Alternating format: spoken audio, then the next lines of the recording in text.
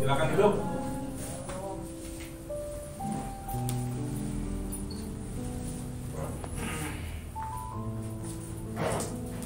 Baik, tidak terasa kita di penghujung tahun dan ini merupakan satu anugerah Allah. Tidak menyangka-nyangka kalau bulan Desember itu seperti ini. Ya, masih bisa ibadah, puji nama Tuhan. Ya, masih bisa kita berkumpul, puji nama Tuhan. Dulu saya pikir kita sudah ya online terus, ya karena pandemi ini membuat kita akhirnya terpisah. Nah baik, saya akan lanjutkan kembali firman Tuhan yang kemarin saya sampaikan, pengajaran mengenai akhir zaman. Ya. Tapi kali ini, saya kasih tugas saudara untuk baca semua kitab Wahyu. Ya, dari Wahyu pertama sampai Wahyu ke-22 ya. Jadi di rumah supaya mengerti. Kemarin ingat pelajaran kemarin apa? Mengenai berbahagia mempelajari kitab Wahyu. Itu adalah firman Tuhan ya. Tuhan katakan kalau kamu membaca dan mendengar saja sudah berbahagia. Ya, apalagi kamu mengerti, itu double portion namanya. Ya, ada 7 materai ya. Saya tidak ada papan tulis ya, 7 materai ya. Materai ke-7 isinya 7 sangkakala. Sangkakala ke-7 isinya 7 cawan. Jadi ketika orang berkata tinggal satu lagi nih murka Allah, ketika dia ada di materai ke-6, tiba-tiba materai ke-7 saudara ya, isinya ada 7 sangkakala ya. Itu adalah murka Allah juga ya. Dimana kalau materai itu kalau belum dibuka itu belum berkuasa, tapi ketika sudah dibuka maka semuanya terjadi ya. Materai ke-7 isinya adalah 7 cawan dan 7 sangkakala. Sangkakala ke-7 isinya 7 cawan ya. Jadi ingat itu, yang ke-7 mengandung 7, yang ke-7 lagi mengandung 7 lagi. Nah, itu artinya apa saudara ya? Itu artinya adalah banyak orang berkata mungkin, wah ini penderitaan akan berakhir, tinggal satu lagi. Ternyata Tuhan murka, benar-benar murka ya. Kalau kita nggak serius menghadapi akhir zaman, itulah yang terjadi. Siksaan berat yang begitu hebat yang akan dilalui. Saya mau katakan demikian saudara ya. Kita ya jangan berkata sekali selamat tetap selamat ya. Ingat, tidak ada sekali selamat tetap selamat. Ini peringatan keras buat kita yang suka memainkan anugerah ya. Ignorance anugerah gitu ya, mengabaikan anugerah. Toh kita nanti selamat. Jadi ketika menghadapi zaman akhir, saudara hanya santai-santai. Saya mau katakan demikian saudara ya. Tidak semua orang Kristen selamat. Jadi kalau di masa akhir ini kita di santai-santai, itu kamu akan ditutup pintu. Selama ini kita berdoa, saudara, kita mengenal Bapa yang baik, Bapa yang lemah lembut. Ketika kamu berdoa, Tuhan ampuni, Tuhan pasti ampuni, Tuhan pasti ampuni. Ingat, saat ini Tuhan itu menampakkan dirinya ketika kita berdoa. Buat saya pribadi, Dia datang dengan kejayaan dan kuasa. Jadi kamu jangan main-main saudara ya, jangan menganggap karena Allah lemah lembut maka kamu seenaknya sendiri kepada Allahmu. Kamu main-main dengan Allahmu. Toh Dia Allah yang kasih, absolut Dia Allah yang pengasih. Tidak ada yang salah dalam pernyataan ini. Tetapi Dia juga sekaligus Allah yang tegas, Allah yang disiplin. Jadi jangan main-main. Nah, pesan Tuhan untuk kita hari ini adalah bahwa kita punya Allah yang tegas ya. Jadi supaya saya memperkenalkan juga sisi lain Allah, sifat Allah kita. Bukan hanya Allah yang lemah lembut, tapi Dia juga sekaligus Allah yang disiplin dan tegas. Jadi jangan sekali-kali kalian mempermainkan Allah ya, karena itu berbahaya sekali. Waktu menara doa saya dapat ini saudara ya. Malaiki 4 ayat 1 sampai 2. Malaiki 4 ayat 1 sampai 2 ya.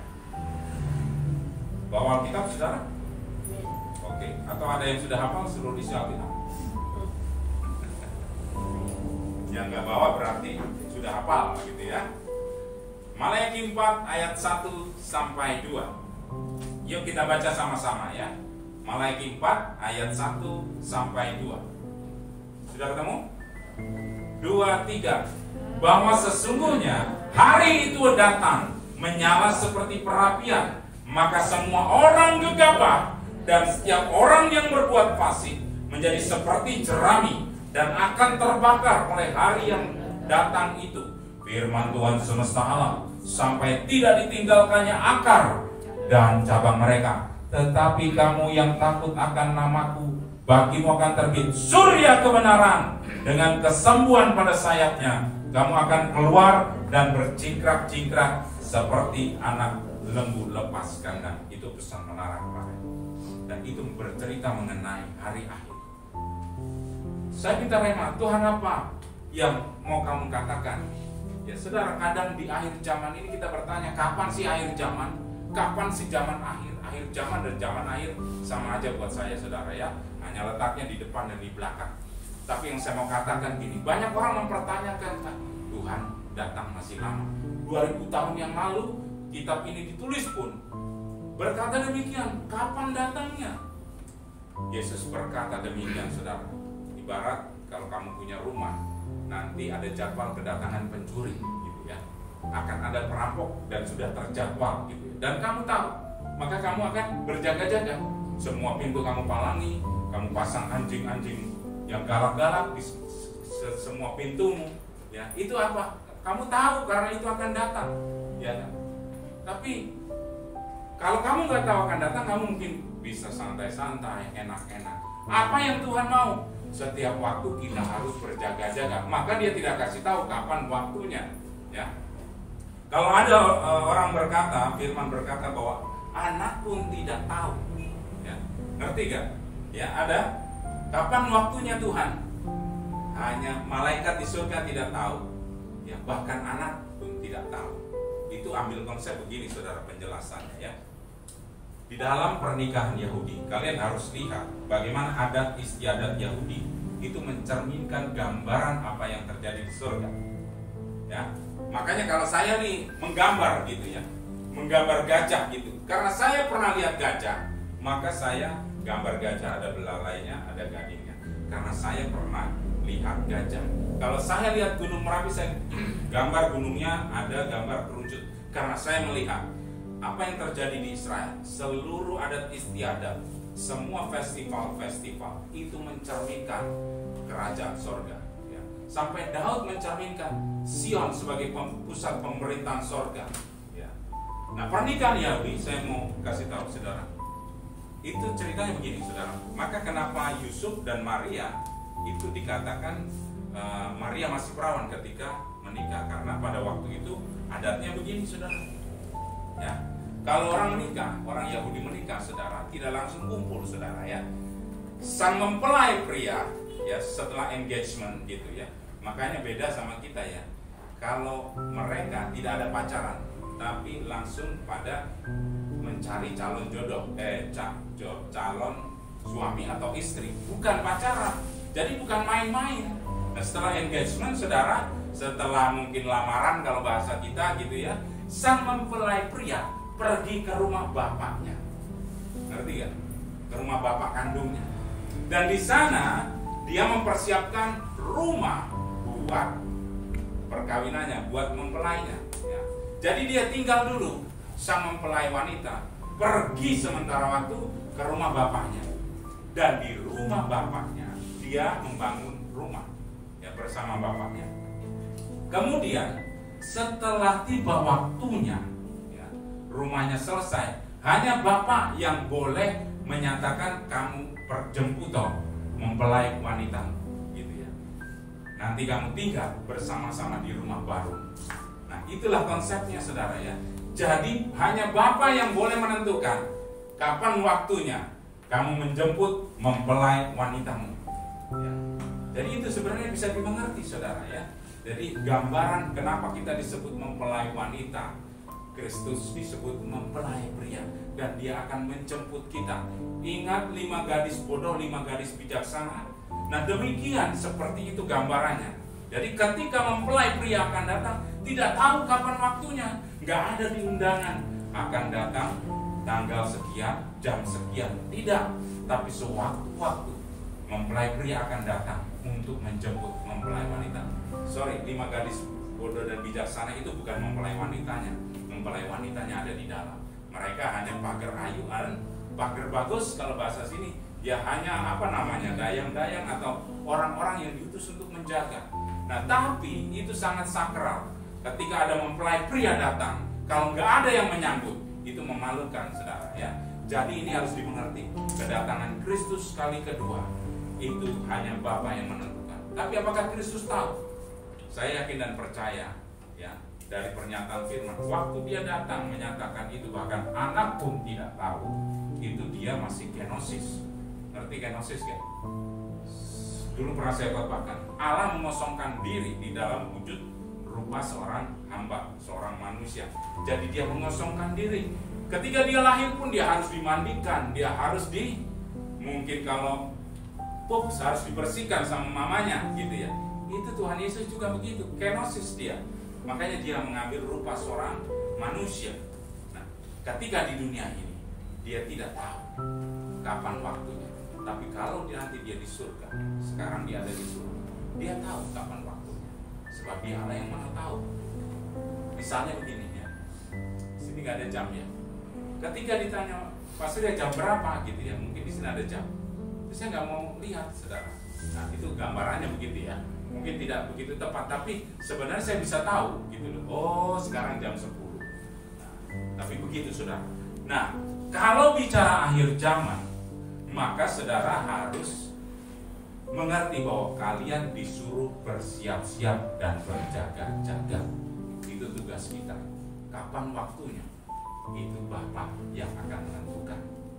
Dia akan memerintahkan untuk Yesus datang kali kedua. Nah itulah waktunya. Tapi saudara, ya ini menarik. Kenapa kok kita harus belajar Wahyu? Katanya berbahagia. Apa sih maksudnya? Gitu ya. Apa sih? Saya mendorong saudara semua untuk membaca kitab-kitab nubuatan ya, kitab Wahyu, Yeremia, Yesaya ya. Semua dari perjanjian lama itu bercerita hanya ini saudara ya, mengenai keselamatan, perbedaan. Tadi yang kita baca Malaiki 4 ayat 1 dan 2 itu bicara bahwa Tuhan kasih perbedaan buat orang benar dengan orang fasik. Kalau hari-hari ini di akhir zaman, ciri-cirinya adalah orang fasik bertambah fasik, orang benar bertambah benar. Sepertinya kejam. Wahyu 22 kalau saudara baca ya. Biarlah orang cemar akan semakin cemar, orang jahat akan semakin jahat. Berarti Tuhan melegalkan bahwa biarin aja berbuat jahat. Bukan saudara. Ketika orang keras hatinya ya, maka seperti pengajaran 1 bulan yang lalu mengenai mata yang buta apa ya, melihat tapi buta saudara. Di akhir zaman ya, Tuhan menyesatkan orang-orang fasik. Bayangkan saudara, yang fasik akan semakin fasik, tapi yang benar akan semakin benar. Kenapa? Karena ketika di akhir zaman orang yang sudah dengar firman mengeraskan hati, dia akan tersesat, makin tersesat. Nah berbahayanya demikian saudara. Tuhan itu tegas. Kalau kamu tidak mau ikut, tak tutup pintu. Siapa yang bilang pintu terus dibuka tutup, buka tutup? Gak ada saudara. Lihat peristiwa Nuh ya. Saya selalu melihat akhir zaman itu dari peristiwa. Ketika masa anugerah, zaman gereja itu ibarat orang masih bisa ibadah kayak begini, main-main gitu. Oh besok datang enggak, sekarang enggak, mau apa, mau menara kayak apa, mau saya mau berdosa, masih hidup dan berzina, besok bertobat lagi, mabuk-mabukan, besok bertobat lagi, enggak apa-apa ya. Itu seperti zaman ketika Nuh. Tapi ketika panggilan terakhir sudah dinyatakan ya, pintu perahu Nuh ditutup, mereka baru menyadari, tapi nggak bisa dibuka lagi. Nah, hari ini saya memberitakan firman yang tegas ya, kalau tidak bertobat silakan. Ya. Tapi saya memiliki compassion, belas kasihan, supaya saudara semua mengalami pertobatan sejati. Karena itu yang hatinya Yesus. Tapi janganlah permainkan anugerah. Ya. Kalau sudah terima anugerah, kamu ignorance, memasa bodohkan, mengabaikan, itu juga artinya saudara akan termasuk orang-orang yang di akhir zaman ini terhilang. Ya. Dan saya percaya di tempat ini tidak ada, karena semua orang bertobat. Amin. Oke, saudara, ya, kita mau lihat dari perspektif lainnya, saudara, ya. Kita lihat dari Tesalonika.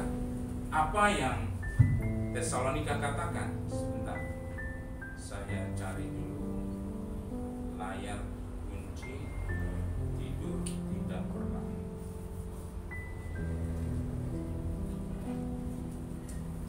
Nah, kita lihat 2 Tesalonika 2 ayat 1 dan 3, 7 dan 13, 7 sampai 13. Kita akan banyak baca firman Tuhan hari ini, sebab ini pengajaran, bukan khotbah, ya. Kalau khotbah mengenakan, tapi kalau pengajaran kadang-kadang bikin ngantuk. Karena apa? Iblis sedang niup-niup di telingamu supaya kamu tidur, gitu ya. Sekarang sama-sama kita katakan, iblis engkau pergi. Katakan. Pergi. Nah, jadi hari ini dia tidak boleh meniup-niup telinga kita sehingga kita tidur. Oke. 2 Tesalonika 2 ayat 1 sampai 3. 2 Tesalonika 2 ayat 1 sampai 3 dulu, Mbak Nona Manis. Nyong Ambon, apa Nyong Nona ya? Nama cowok. 2 1 sampai 3. Ya, kita baca sama-sama. Tentang kedatangan Tuhan kita Yesus Kristus dan terhimpunnya kita dengan Dia, kami minta kepada saudara-saudara supaya kamu jangan lekas, bingung dan gelisah, baik oleh ilham roh maupun oleh pemberitaan atau surat yang dikatakan dari kami, seolah-olah hari Tuhan telah tiba. Janganlah kamu memberi dirimu disesatkan orang dengan cara yang bagaimanapun juga, sebab sebelum hari itu haruslah datang dahulu murtad dan haruslah dinyatakan dahulu manusia durhaka yang harus binasa. Nah, kekasih hati Tuhan, apa sejarah? Kita harus baca hermeneutik daripada Tesalonika ini. Tesalonika pertama itu bercerita mengenai akhir zaman, saudara. Pada waktu itu jemaat Tesalonika menggebu-gebu semuanya. Hari Tuhan akan datang, hari Tuhan akan datang. Bahkan yang tidak Kristen sekalipun di pasar-pasar berkata bahwa Yesus akan datang, Yesus akan datang. Dan mereka menganggap bahwa kedatangan second coming sudah terjadi. Maka Tesalonika 2 menjawab. 2 Tesalonika menjawab bahwa Paulus memberikan klarifikasi. Hari Tuhan belum datang. Hari Tuhan harus didahului dengan 2 hal. Menurut Tesalonika ini, saudara, ya. Janganlah memberikan disesatkan orang dengan cara yang bagaimanapun juga, sebab sebelum hari Tuhan harus datang dahulu murtad dan haruslah dinyatakan dahulu manusia durhaka. Ya, kita belajar kitab Wahyu. Nanti kita akan baca Matius 24. Semua kitab itu sama isinya, ya. Yang dimaksud murtad adalah orang yang dahulunya Kristen, menerima Kristus, kemudian karena menikah dia tinggalkan Kristus, karena pekerjaan dia tinggalkan Kristus, karena mungkin ya kepentingan-kepentingan yang lain dia akhirnya meninggalkan Kristus. Ya.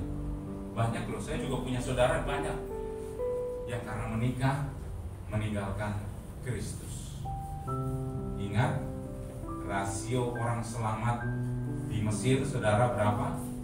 2 orang banding 3 juta. Hanya Yosua dan Kaleb dari 3 juta orang. Itu menggambarkan bagaimana susahnya untuk masuk dalam kerajaan Allah. Tapi jangan lupa ada pesan kabar baik. Hanya karena anugerah Tuhan Yesus kamu bisa masuk. Kuncinya cuma kamu terima anugerah, ya. Dan hidup oleh anugerah itu. Dan jangan tinggalkan anugerah itu, maka kamu akan selamat. Tuhan itu sedang menunjukkan kepada Israel, bukan karena perbuatan baikmu kamu bisa masuk dalam kerajaan Allah, tapi hanya karena perkenanan. Kenapa Musa pun tidak diizinkan? Musa pemimpin tertingginya, dia sudah banyak berjasa. Itu menggambarkan Tuhan itu tidak main-main. Meskipun kamu pendeta, meskipun kamu pemimpin umat ribuan bahkan jutaan jiwa, kalau Tuhan tidak berkenan, kamu tidak boleh masuk. Ya, itu membuktikan bahwa orang yang masuk hanya karena anugerah. Makanya berbahagia kalau kamu terima anugerah. Ya, hari ini harusnya kita sadar di zaman akhir ini kita ini orang yang terima anugerah. Makanya harus bersyukur. Belajarlah mengenai akhir zaman apa yang terjadi. Akhir zaman bukanlah menakutkan buat orang percaya. Saya katakan nanti kita akan baca ayat-ayat semua bahwa kenapa kok kita harus berbahagia menerima wahyu. Seperti seorang perempuan yang mau bersalin, tanda-tanda harus terjadi dulu. Coba tanya orang yang mau melahirkan, mesti mulus-mulus dulu. Perutnya harus membesar. Nggak ada ya orang mengandung perutnya trepes kayak Darling, itu nggak ada. Pasti akan melendung seperti saya ini, saudara ya. Cuma saya laki-laki nggak mungkin mengandung ya. Nah seperti itu saudara ya. Tanda-tanda dahulu harus terjadi. Jangan kemudian pada waktu itu di Tesalonika orang-orang berkata di pasar, Yesus ada di sana, Yesus ada di sana. Sesat saudara. Nanti di Matius 24 dikatakan bahwa kamu akan melihat Mesias ada di sana, Mesias ada di situ, Mesias. Orang-orang bicara demikian, padahal Tuhan sudah kasih petunjuk melalui firman-firman-Nya, ya, baik itu dari Yeskiel, Daniel, Yeremia, maupun di kitab Matius. Tuhan sudah katakan di Lukas, banyak loh Tuhan katakan bahwa tanda-tanda akhir zaman apa sih, gitu kan. Kitab Wahyu dengan sangat detail seperti Mother of Law, hukumnya zaman akhir. Kitab Wahyu sangat detail saudara ya. Makanya yang pertama adalah murtad saudara tadi. Menurut Tesalonika ini akan terjadi kemurtadan karena di masa tribulasi siksaan begitu berat, ekonomi berat, ya, banyak sekali ketakutan. Orang bilang kalau selamat kamu harus ke sana, padahal itu sesat, ya. Kalau kamu mau misalnya dapat makan, maka kamu harus ikut ini, organisasi itu. Atau mungkin harus ditanam chip dan lain sebagainya, sehingga orang meninggalkan Kristus karena tekanan yang berat itu. Orang-orang akan murtad. Jadi di akhir zaman itu banyak sekali saudara ya. Ingat bahwa antikris itu akan datang ya, pada masa 3,5 tahun masa kesusahan ya. Dan tanda-tandanya itu adalah menurut di Tesalonika dikatakan manusia durhaka harus dinyatakan. Manusia durhaka itu adalah antikris. Jadi itu seperti korelasi dengan Wahyu dengan Daniel. Orang-orang murtad dan orang-orang yang durhaka, yang melawan gitu ya. Ya. Antikris bukan iblis ya saudara. Salah besar kalau kalian berkata itu manusia biasa, organisasi dan kekuatan sosial politik gitu ya. Yang itu akan menjadi antikris. Manusia durhaka akan menyatakan diri dan dia ada di tempat-tempat kudus. Bayangkan saudara, ada firman Tuhan tadi pagi saya baca, dia ada di tempat-tempat kudus. Artinya orang menganggap dia benar, padahal menyesatkan. Itulah antikris. Ya. Nah, makanya korelasi di 2 Tesalonika ini menyatakan ya, bahwa ketika pengangkatan Yesus Kristus datang itu pas kapan? Kalau sudah ada 2 tanda ini menurut Tesalonika ya. Jadi hari ini kita mau belajar menurut apa yang dikatakan Rasul Paulus mengenai akhir zaman. Saudara belajar akhir zaman supaya mempersiapkan. Jangan sampai kalau saudara ada mujizat di sana, Yesus sudah datang di sana gitu. Jangan mau percaya, sebab tanda-tandanya sudah jelas dinyatakan di dalam Wahyu, di dalam segalanya Apa tanda-tandanya? Saudara harus belajar itu supaya tidak sesat. Kalau ada orang berkata, "Oh, Kristus ada di sana, dia sudah datang, second coming sudah terjadi," jangan percaya, ya. Karena tanda-tanda harus digenapi semua. Seperti kemarin, materai 7 materai, 7 sangkakala, 7 cawan itu harus dicurahkan, ya. Dan itulah tanda-tanda akhir zaman.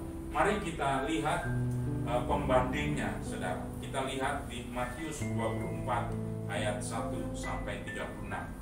Satu pasal ini baca dengan baik-baik, saudara. Kau akan merasa bagaimana ada sebuah spirit yang menyatakan bahwa akhir zaman itu akan terjadi, ya. Matius 24, satu pasal itu, ya, Matius 24. Ya, saya akan mengajar saudara untuk baca firman Tuhan. Senang baca firman Tuhan, jangan bosan. Semua harus baca, ya. Yuk kita baca satu pasal, ya. Sama-sama, saudara, ayatnya yang genap, saya ayatnya yang ganjil, ya. Ini panjang sekali, ya. Ada berapa nih? Sampai ayat 36 ayat, ya. Berbahagialah saudara yang membaca dan merenungkan firman Tuhan. Amin. Yuk, ya, siap? Semuanya sudah ready? Kita akan jalan sama-sama baca firman Tuhan. Oke, ya. Khotbah tentang akhir zaman, bait Allah diruntuhkan. Sesudah itu Yesus keluar dari bait Allah lalu pergi. Maka datanglah murid-muridnya dan menunjuk kepada bangunan-bangunan bait Allah, saudara.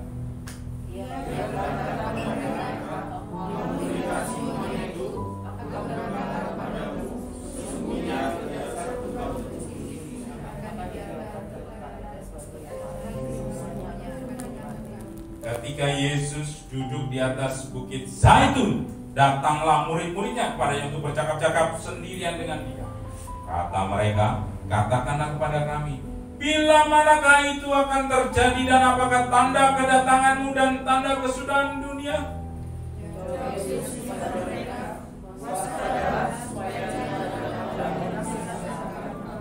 Sebab banyak orang akan datang dengan memakai namaku dan berkata, "Akulah Mesias," dan mereka akan menyesatkan banyak orang.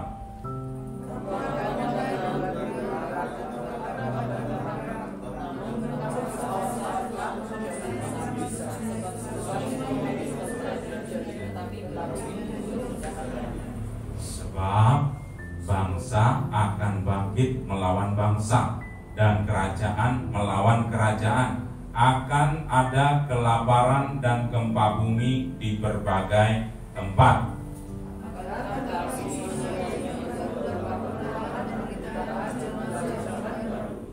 Pada waktu itu kamu akan diserahkan supaya disiksa, dan kamu akan dibunuh dan akan dibenci semua bangsa oleh karena namaku.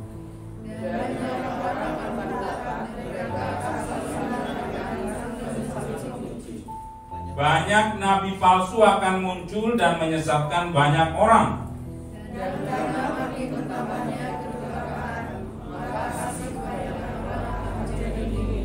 Tetapi orang yang bertahan sampai pada kesudahannya akan selamat.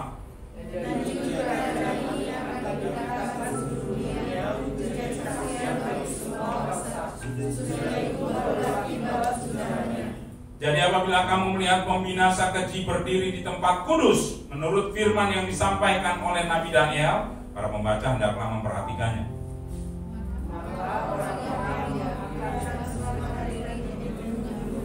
Orang yang sedang di peranginan di atas rumah, janganlah ia turun untuk mengambil barang-barang dari rumahnya. Dan orang yang sedang di ladang, janganlah ia kembali untuk mengambil pakaiannya.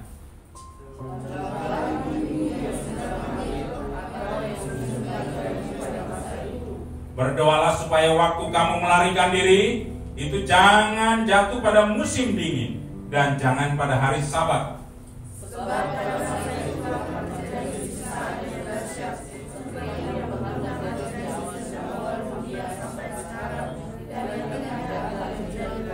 Dan sekiranya waktunya tidak dipersingkat, maka dari segala yang hidup tidak akan ada yang selamat. Akan tetapi oleh karena orang-orang pilihan waktu itu akan dipersingkat.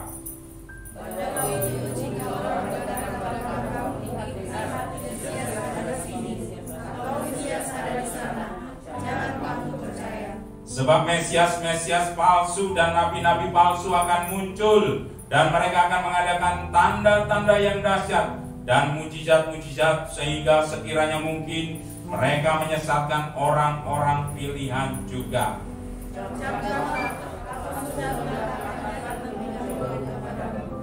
Jadi apabila orang berkata kepadamu, lihat ia ada di padang gurun, janganlah kamu pergi ke situ, atau lihat ia ada di dalam bilik, janganlah kamu percaya. Sebab sama seperti bulan memancar dari sebelah timur dan melontarkan cahayanya sampai ke barat, demikian pula lah kedatangan Anak Manusia. Di mana ada bangkai, di situ burung nazar berkerumun. Segera sisa bangsa itu, matahari akan menjadi gelap dan bulan tidak bercahaya, dan teranglah cahaya dari langit, dan kuasa-kuasa langit akan goncang. Pada waktu itu akan tampak tanda Anak Manusia di langit, dan semua bangsa di bumi akan meratap, dan mereka akan melihat Anak Manusia itu datang di atas awan-awan di langit dengan segala kuasa dan kemuliaannya. Dan Ia akan mengumpulkan malaikat-malaikatnya dengan meniup sangkakala yang dahsyat dunia, dan mereka akan mengumpulkan orang-orang pilihannya dari keempat penjuru bumi, dari ujung langit yang satu ke ujung langit yang lain. Tariklah pelajaran dari perumpamaan tentang pohon ara. Apabila ranting-rantingnya melembut dan mulai bertunas, kamu tahu bahwa musim panas sudah dekat. Demikian juga jika kamu lihat semuanya ini, ketahuilah bahwa Yesus sudah dekat, sudah dalam pintu. Aku berkata kepadamu, sesungguhnya angkatan ini tidak akan berlalu sebelum semuanya ini terjadi. Sama-sama. Tetapi tentang hari dan saat itu tidak seorang pun yang tahu, malaikat-malaikat di surga tidak, dan Anak pun tidak, hanya Bapa sendiri. Firman Tuhan yang luar biasa. Yang mengatakan siapa? Yesus. Kalau di Alkitabmu yang modern itu ada tanda merahnya semua. Itu artinya Tuhan yang kasih tahu. Dia yang berasal dari surga, Dia yang kasih tahu kepada kita. Jadi kalau minta informasi, tanya sama yang sudah pernah. Saya pernah pergi ke Borobudur, terus saya cerita kepada kalian. Kalian percaya kan apa yang saya gambarkan? Karena saya pernah pergi. Tapi ada orang ya, mungkin dari ujung antah berantah, itu bercerita. Dia belum pernah ke Borobudur. Saudara kemudian diceritain, Borobudur itu ada batunya banyak. Saudara percaya kok? Ya, banyak orang yang hanya cerita dari apa yang dia dengar, bukan apa yang dia rasakan sendiri. Tapi kita percaya perkataan ini berasal daripada Yesus sendiri. Mengenai hari akhir, Dia tahu apa yang akan terjadi. Ya. Ingat korelasinya dengan Wahyu kemarin, saudara, apa? Ya, ada kelaparan, ada deru perang, bangsa melawan bangsa. Ya. Materi keempat apa? Kematian. Ya. Dan kemudian ada gempa bumi yang sangat dahsyat, black cosmic, blackout, gitu ya. Matahari jadi gelap. Nah, itu sudah diceritakan di situ. Ya. Mengenai kemurtadan orang-orang durhaka sudah diceritakan. Tapi tanda-tandanya itu kalau seperti pohon ara, nanti kalau akhir zaman itu seperti pohon ara. Kelihatan kalau sudah muncul kunjungnya, berarti itu akan musim panas. Berarti saudara diajar untuk peka, ya, dan mengerti mengenai akhir zaman. Oleh karena itu tugas saya mengajarkan firman ini supaya jemaat siap. Ya. Jadi saya akan bertanggung jawab kepada Bapa. Kamu ngapain aja menggembalakan di sana? Kamu cuma kasih makan, cuma cekokin yang enak-enak. Kamu nggak kasih tahu mengenai akhir zaman. Saya nangis di hadapan Bapa. Ampun Tuhan Yesus. Nah makanya sekarang saya mengajarkan ini supaya kalian tahu yang akhir zaman itu seperti apa dan tanda-tandanya seperti apa, supaya kita preparing, ya, supaya kita menyiapkan diri. ada satu hal yang saya garis bawahi di sini ya saudara. Kita sudah belajar tanda-tanda akhir zaman dari kitab Wahyu. Ada 7 materai sangkakala, 7 cawan. Ada tanda-tanda kemurtatan antikris yang akan bangkit, yang dia akan menyiksa begitu hebatnya, dan nanti akan ada pelajaran mengenai 144.000 orang yang dibiarkan hidup melewati masa Great Tribulasi. Ya. Jadi ada orang-orang yang akan dibiarkan hidup untuk melewati masa tribulasi. Di situ masa pengujian hebat sekali ya. Betapa salehnya kamu harus hidup. Di situ betapa salehnya. Salah sedikit kamu mati, saudara. Saya bilang ya. Di situ betapa salehnya kita harus hidup. Nah, kita belajar dari 1 Tesalonika tadi, saudara ya. 1 Tesalonika 5 ayat 9. Apa yang harus kita lakukan, saudara ya? 1 Tesalonika 5 ayat 6 sampai 9. Sebab itu baiklah jangan kita tidur seperti orang-orang lain, tetapi berjaga-jaga dan sadar. Sebab mereka yang tidur waktu malam, dan mereka yang mabuk waktu malam. Tetapi kita yang adalah orang-orang siang, baiklah kita sadar, berbaju sirahkan iman dan kasih, dan berketopongkan pengharapan keselamatan. Karena Allah telah menetapkan kita untuk tidak menetapkan kita untuk ditimpa murka, tetapi untuk beroleh keselamatan oleh Yesus Kristus Tuhan kita. Ingat sebuah statement yang terakhir di ayat 9. Karena Allah tidak menetapkan kita untuk ditimpa murka, tetapi untuk beroleh keselamatan oleh Yesus Kristus Tuhan kita. Nah, makanya saudara, saya sangat percaya meskipun kita masuk masa kesusahan, saudara, Allah memberkati dan melindungi kita ya. Makanya ada tanda T ya, dari dulu Tuhan sudah kasih perbedaan. Dari Maleakhi tadi dijelaskan orang yang takut akan Tuhan itu akan terbit surya kebenaran. Ya, orang yang takut akan Tuhan itu dibedakan dengan orang-orang fasik. Ya. Jadi jangan takut menghadapi nubuatan Wahyu. Kalau kamu hidup benar, kalau kamu tidak tolak anugerah, kalau kamu hidup di dalam Tuhan, gak perlu takut. Justru kamu berbahagia. Makanya saya mencari apa sih yang maksud bahagia? Ya, Wahyu 22, Wahyu terakhir pun ada kata berbahagia, saudara. Berbahagialah orang yang mentaati nubuatan-nubuat ini. Dikatakan demikian, saudara ya.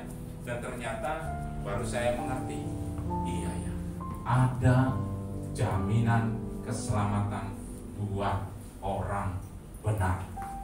Amin. Nah, makanya apa sih yang dikatakan Wahyu sebenarnya?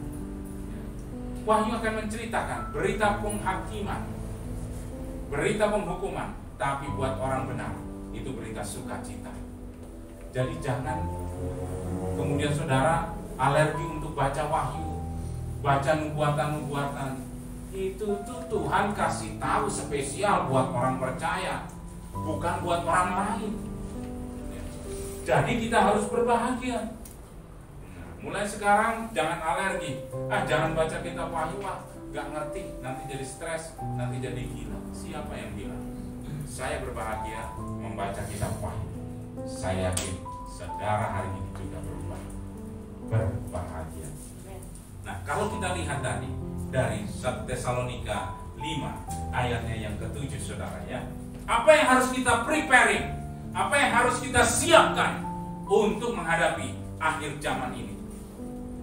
Yang pertama tadi, tetapi kita yang adalah orang-orang siang. Saya berpikir, saudara, orang-orang siang. Apa sih maksudnya orang siang, orang malam, orang siang, orang malam gitu ya. Kenapa kok Rasul Paulus katakan orang siang? Coba kita pelajari apa yang dimaksud Rasul Paulus ketika dia menulis. Ya, saya mencoba berimajinasi. Listrik belum ada, malam itu gelap, gitu kan ya.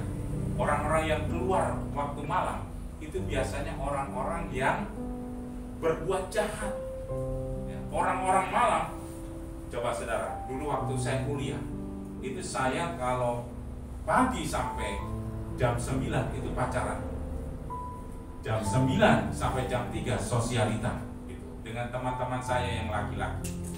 Artinya main gitu sama yang cowok. Kalau yang pagi sampai sore itu sama pacar saya, sama perempuan. Tapi kalau jam 9 nanti pulangnya jam 3 dari Badrang, itu headquarternya gitu ya. Tahu toh Badrang dekat rumah Eki sana, Dana Badra itu.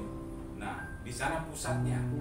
Nah, saudara yang dikasih Tuhan, ternyata bahwa kehidupan malam itu menakutkan ya. Saudara, orang Jogja itu tahu kelitik gitu ya. Tahu kelitik. Nah, itu biasanya dilakukan malam gitu kan. Jarang yang ada siang hari jam 12 siang itu kemudian kelitik itu. Enggak ada saudara ya. Adanya itu malam, dini hari, jam 2 saudara ya. Nah, apa yang terjadi saudara kalau malam itu? Menakutkan. Hari ini udah ada listrik aja menakutkan, apalagi waktu itu saudara. Jadi hanya orang-orang yang keluar malam itu orang-orang yang biasanya punya niatan jahat. Makanya tetapi kita adalah orang-orang siang, bukan orang-orang malam gitu kan. Baiklah kita sadar. Nah, ini kata pertama, poin pertama, sadar.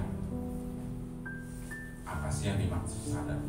Kalau saya sudah berkata demikian, firman sudah disampaikan, harusnya kalian sadar, mengerti bahwa ini akhir zaman.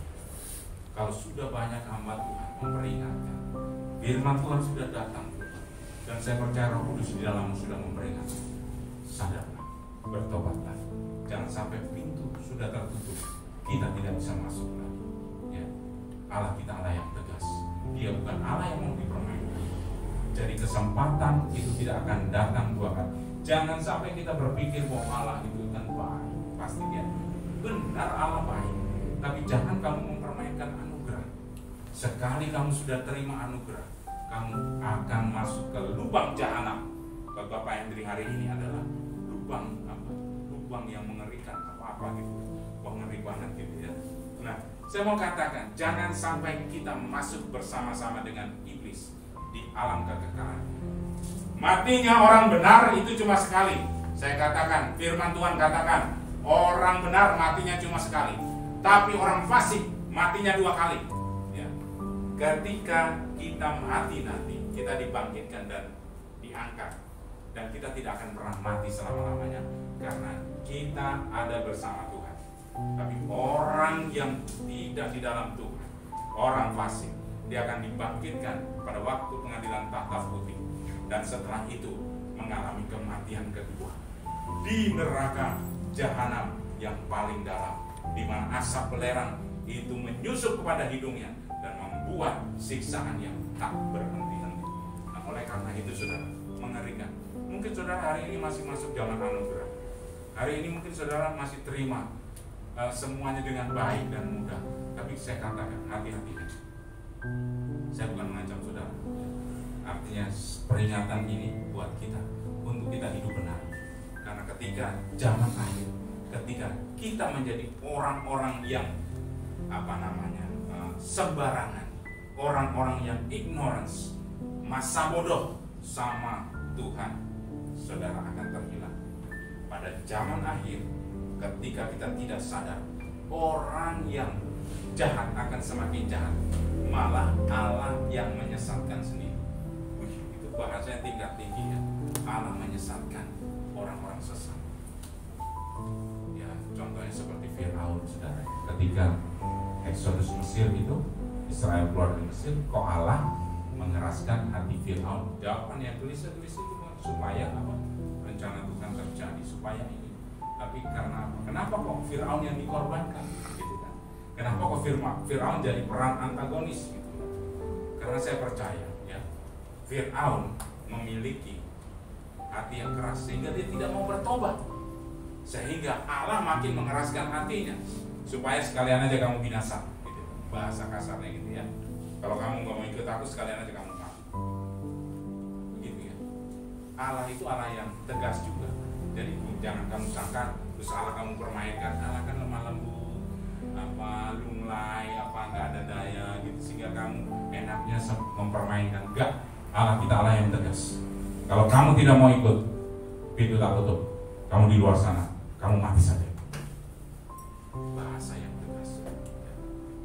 Mungkin diperhalus, alasannya sama. Tapi pengertian saya, kalau kita mempermainkan Allah, maka tidak ada kesempatan.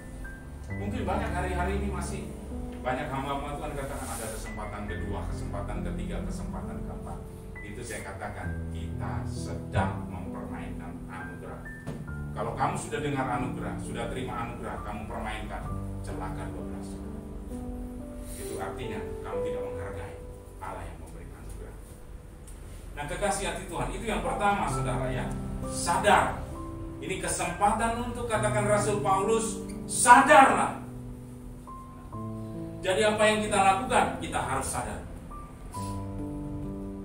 2 Tesalonika tadi katakan dengan rupa-rupa tipu daya jahat terhadap orang-orang yang harus binasa, karena mereka tidak menerima dan mengasihi kebenaran yang dapat menyelamatkan mereka. Dan itulah sebabnya Allah mendatangkan kesesatan atas mereka yang menyebabkan mereka percaya akan dusta. Nah, itulah saudara ya, ayatnya yang berkata bahwa Allah menyesatkan supaya mereka percaya akan dusta. Kok bukan Allah menyadarkan? Karena saya percaya bahwa hati mereka itu sudah beku dan keras sehingga tidak mau menerima Tuhan. Nah, kekasih hati Tuhan ya, tidak semua orang Kristen selamat. Saya sudah beberapa kali katakan. Dan saudara, ketika menghadapi akhir zaman, siapa yang terangkat? Tidak semua terangkat, saudara ya. Saya kan sudah bilang minggu kemarin, tidak semua terangkat. Bahayanya itu. Tidak semua orang terangkat, hanya siapa orang-orang yang terangkatnya. Dikatakan di 2 Tesalonika ini adalah mereka yang menerima dan mengasihi kebenaran. Kebenaran itu siapa? Kristus Yesus. Jadi kalau orang di luar kebenaran, maka dia tidak akan pernah terangkat. Dia tidak hanya menerima dan kemudian ya sudahlah, saya jadi orang Kristen, saya percaya Kristus, tapi tidak melakukan apa yang Kristus mau, itu juga tidak akan terangkat. Ya. Orang yang benar-benar mengasihi Tuhan, menerima Tuhan, dia juga melakukan apa yang Tuhan mau.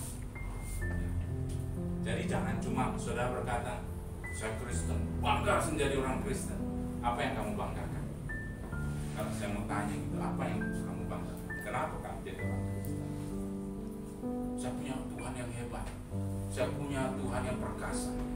Kalau ke gereja gitu sampai nangis-nangis, sampai air mata itu sampai bikin harus dibel gitu. Dan saudara, apakah itu saudara?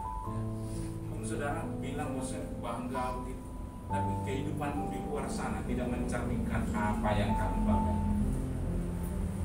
Kita punya tokoh favorit, artis favorit, sehingga kita pengen niru seperti dia.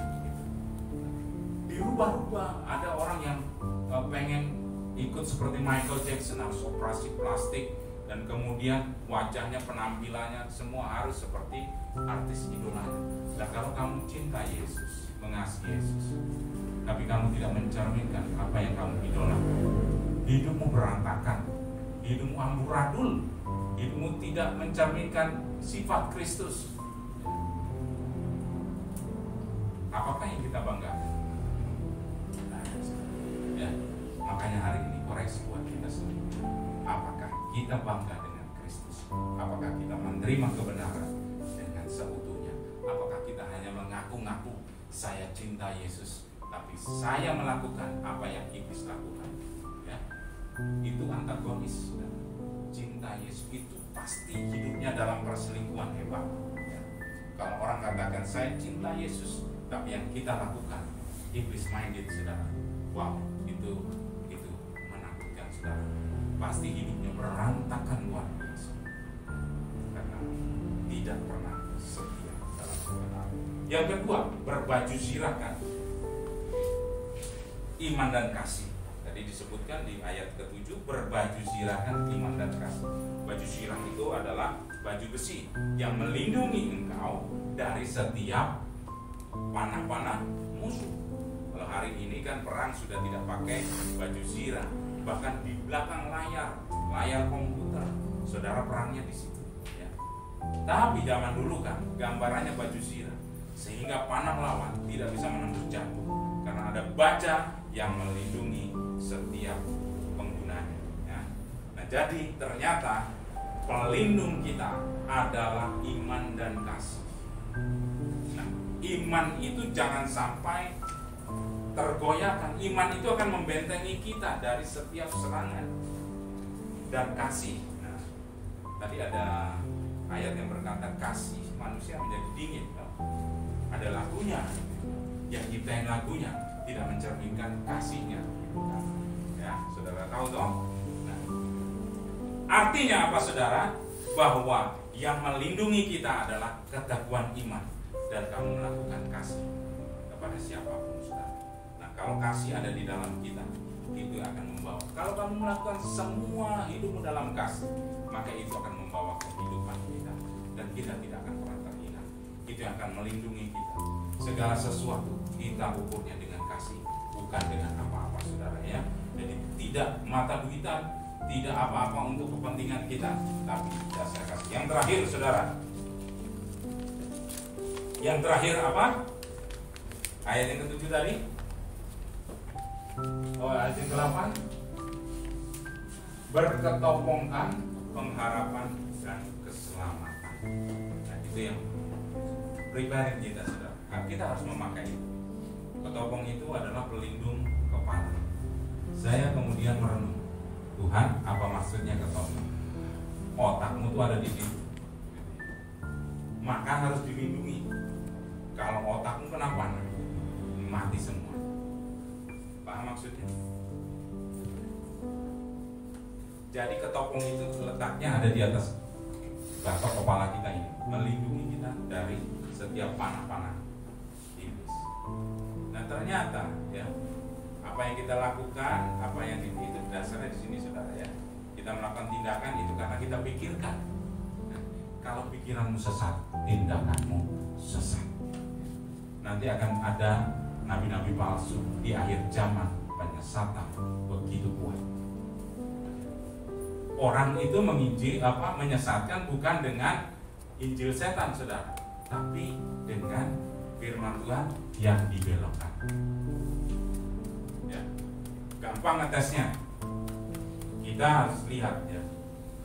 Saya katakan gereja yang tidak pernah mengajarkan ketegasan, disiplin, firman Tuhan yang keras, saudara, itu gereja yang hanya meninabobokan. Tapi gereja yang mengajarkan kebenaran, itulah gereja yang benar. Dan penyesatan itu bisa datang, saudara, itu melalui mujizat. Jangan dipikir, saudara, ada kesembuhan, itu setan pun bisa meniru mujizat yang Yesus lakukan ya.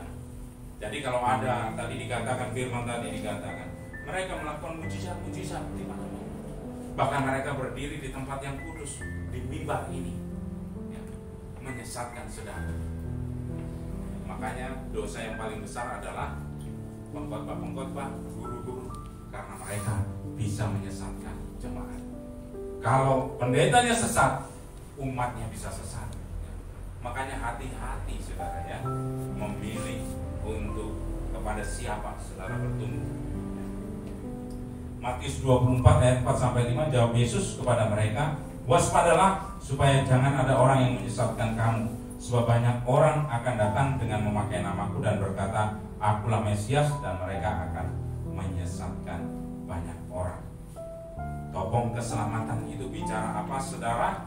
Bahwa nanti di akhir zaman engkau akan ditarik pikiran untuk menyangkal Kristus ya. Tapi saudara, firman Tuhan tadi katakan bahwa pakai ketopong itu supaya keselamatan tetap ada, saudara. Di dalam Kristus selalu ada pengharapan. Ketopong keselamatan dan pengharapan. Di dalam Kristus selalu ada pengharapan. Kalau orang sudah mati pengharapan, itu berarti otaknya sudah kena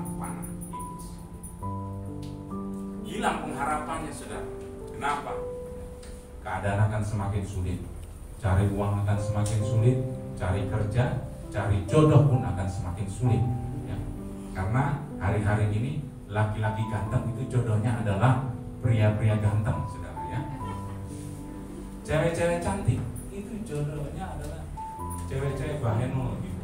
Nah, jadi akan semakin sulit cari jodoh yang benar, gitu. Gereja akan semakin banyak penyesatan. Kalau ada gereja-gereja yang mulai memberkati sakramen untuk pernikahan sejenis, saya pikir itulah tanda-tanda akhir zaman, ya.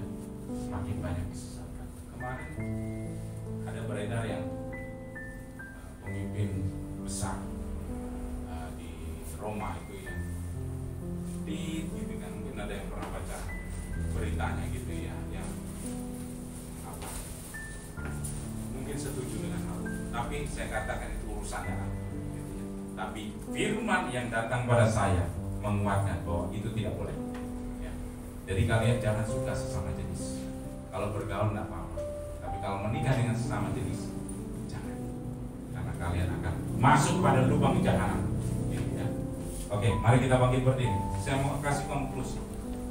Saya undang pemain musik. Akhir zaman sudah dekat. Kamu harus serius, sadar dan peka akan tanda-tandanya. Iman dan kasih itu akan menjadi baju pelindung kita. Pikiran kita dilindungi dengan ketopong keselamatan, pengharapan daripada Tuhan. Nah, 3 hal itu harus dilakukan, saudara, ya. Menghadapi akhir zaman. Banyak orang akan berkata, masih lama. Tapi ingat, dia datang seperti terjun. Dia datang seperti kilat di utara dan selatan, barat dan timur. Datang tiba-tiba.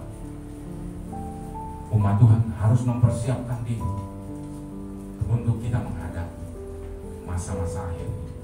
Percaya bahwa kita didesain untuk selamat. Maka ada peneguhan-peneguhan. Aku akan menyertai sampai akhir zaman. Matius 28 berkata demikian. Jangan takut menghadapi nubuatan-nubuatan kitab Wahyu, nubuatan-nubuatan akhir zaman. Sebab kalau engkau hidup berpaut kepada Tuhan, maka hidupmu akan selamat. Apapun di dunia ini yang terjadi, engkau akan selamat. Bahkan engkau akan selamat sampai pada kekekalan. Jangan sia-siakan anugerah. Mari saudara, hari ini saya undang kita untuk menyerahkan diri totalitas kepada Tuhan. Saya tidak tahu kehidupan pribadi saudara, ada pergumulan apa dalam kehidupan. Tapi hari ini Tuhan bertanya kepadamu, maukah kamu bertobat hari ini? Maukah kamu sadar hari ini bahwa hari akhir sudah dekat? Apakah engkau hari ini menyia-nyiakan anugerah yang kuberikan? Keputusannya ada padamu. Jangan sampai pintu ditutup dan kita berteriak menangis karena pintu tidak akan terbuka lagi. Hari-hari ini kau mungkin sedang bergumul akan dosa. Kau tidak bisa membebaskan hidupmu sendiri, nak.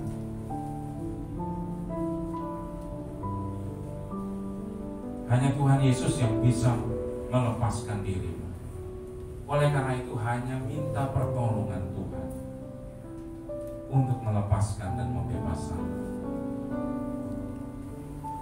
Pada orang-orang yang sulit sekali mengalami kelepasan, minta pada Tuhan. Tidak ada satu manusia pun yang bisa membebaskan dirinya dari dosa, tapi hanya karena kasih anugerah Tuhan, Dia yang sanggup melakukan.